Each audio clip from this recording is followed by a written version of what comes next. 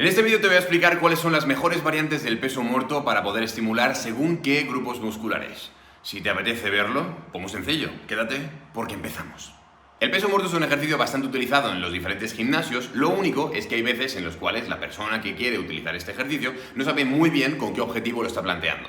Este vídeo es para esclarecer todo esto e intentar aportar un poquito más de información respecto a cuáles son las principales variantes que existen sobre el propio peso muerto y sobre todo qué consecuencias y qué van a aportarte, más o menos sus pros y sus contras respecto a los diferentes grupos musculares. Lo primero que hay que tener en cuenta es que el peso muerto es un ejercicio de triple extensión, es decir, tu tobillo, tu rodilla y tu cadera se extienden. Dependiendo de la variante, vamos a limitar alguno de estos y por tanto vamos a conseguir que el estímulo muscular sea diferente. Por ejemplo, bien para el glúteo, bien para el isquiosural o bien para un conjunto de grupos musculares como por ejemplo con el peso muerto convencional, que es por así decirlo la variante más tradicional del mismo. Lo que diferencia esta variante del peso muerto convencional es la limitación o digamos la reducción de la movilidad de la rodilla.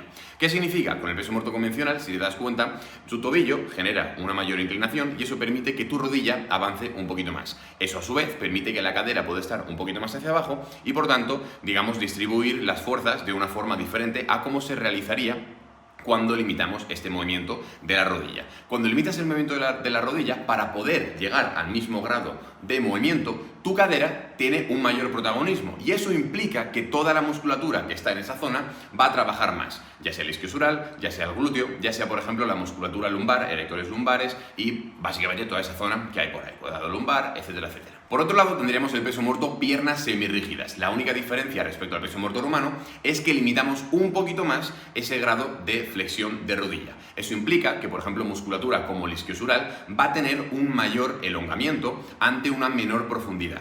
¿Qué significa esto? Pues que conforme tú vayas bajando más, desde el principio de ese rango de movimiento vas a notar más tensión en la zona posterior de la pierna. Y obviamente esto va a implicar que ese grupo muscular, que es el isquiosural, se va a estimular más con menos rango de movimiento. Ahora bien, esta variante es una variante que deberíamos tener cuidado, sobre todo a la hora de ver a qué tipo de personas se lo pautamos. ¿Por qué? Pues porque hay personas que no tienen la suficiente estabilidad lumbopélvica como para poder llegar a un rango de movimiento adecuado y sobre todo con una adecuada estabilización de la zona lumbar. Lo que vas a ver es que de repente empiezan a redondear mucho su lumbar, pierden esa capacidad de estabilizar y por lo tanto se aumenta un poquito más el riesgo de lesión siempre y cuando no se ajuste bien todo ese tema de las cargas, etcétera, etcétera. ¿Qué deberíamos hacer en estos casos? Pues bueno, la solución sería trabajar previamente esta parte de la estabilidad lumbopélvica y intentar utilizar alguna opción que lo que haga sea pues reducir esta parte del riesgo de lesión, como por ejemplo volver a ese peso muerto rumano o incluso empezar con esa parte del peso muerto convencional mientras que conseguimos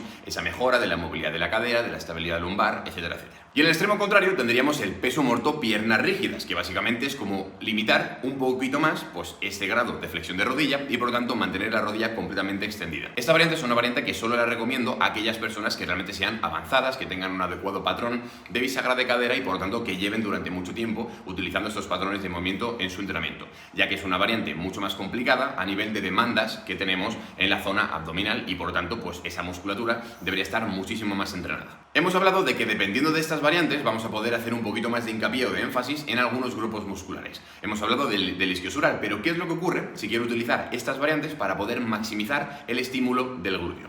Bueno, pues aunque ya de por sí se va a estimular bastante, ya que es uno de los principales músculos extensores de cadera y si te das cuenta es el patrón principal que se está realizando, lo que vamos a intentar realizar o lo que vamos a hacer es añadir una banda elástica, sobre todo muy pero que muy pequeñita, básicamente porque lo que queremos hacer es enfatizar un poquito más en el patrón de extensión de cadera.